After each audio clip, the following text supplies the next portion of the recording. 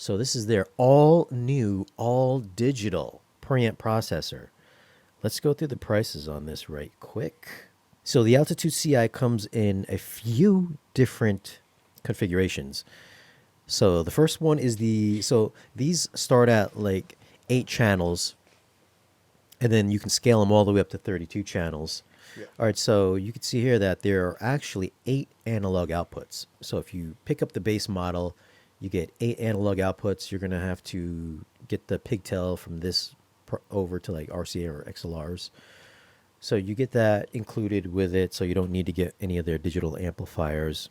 But for the Altitude 8 CI, starting at $11,000, which no, it's not bad That's considering not bad. it's a Trinnov. And if you want to run a 7.1 channel setup, you're just real basic 7 channel, $11,000. Then obviously you can scale up, and every time you want to add an extra 2 channels, it is like an extra 1,200 bucks. So That's you not bad. start, yeah. So Altitude 8 is $11,000. Add another 2 channels. Altitude 10, $12,250. Altitude 12, $13,500. Altitude 14, $14,750. Altitude 16, $16,000. Altitude 18, $17,250. Altitude 20, $18,500. Altitude 22, $19,750. Altitude 24, which is what I have. Actually, no, I have more than that. Altitude 24 is $21,000. Altitude 26, $22,250.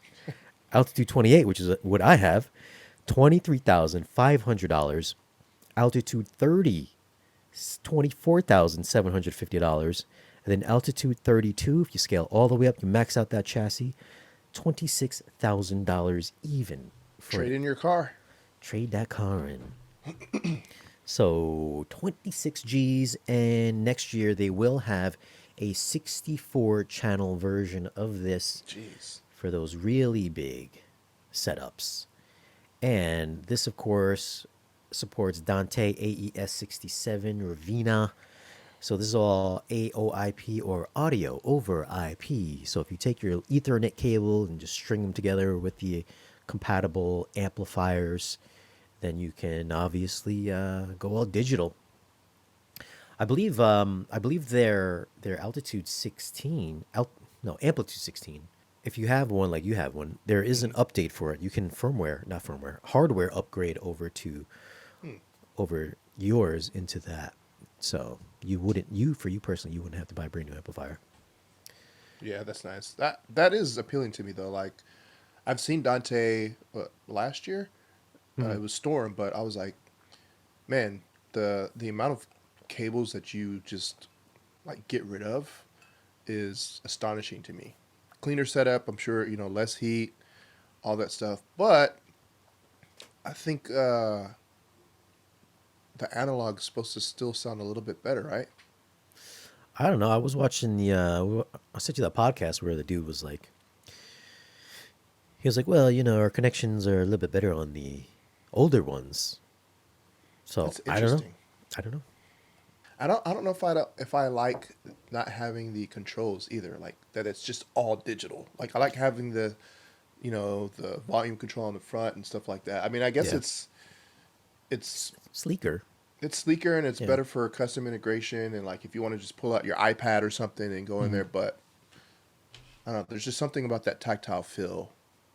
I think the 32 looks cooler than this one. Like it's got Yeah. the engraved logo and stuff on the front Hmm. and all that.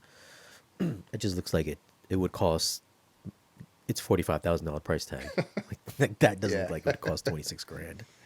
I'm sure it's I think people were just wondering if it was going to sound any different, but they're all using the same software. They're all the same decoding, so they should technically process the same UI and everything like that.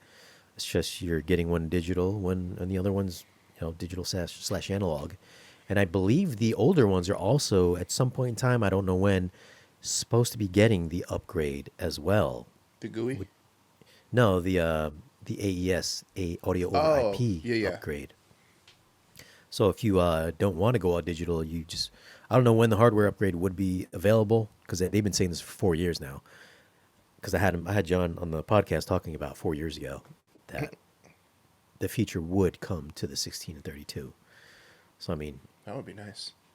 I would rather have the 32 still stay in my rack and just have that feature. Yeah.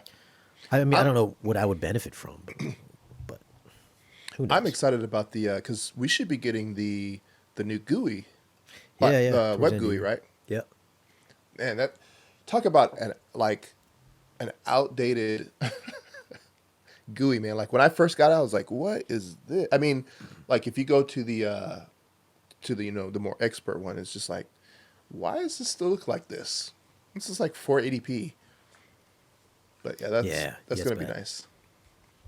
Yeah, I saw the demo. I think there's a couple of videos on YouTube that showed it off, Hmm. and it looks like their app that they have now just expanded. Yeah, So, yeah. I wish they had that in the app. I wish they would expand the app too, because being able to use your iPad just right there, that would be cool. But I guess it doesn't really make a difference if you're on a mobile device, I whether hear it's in an app.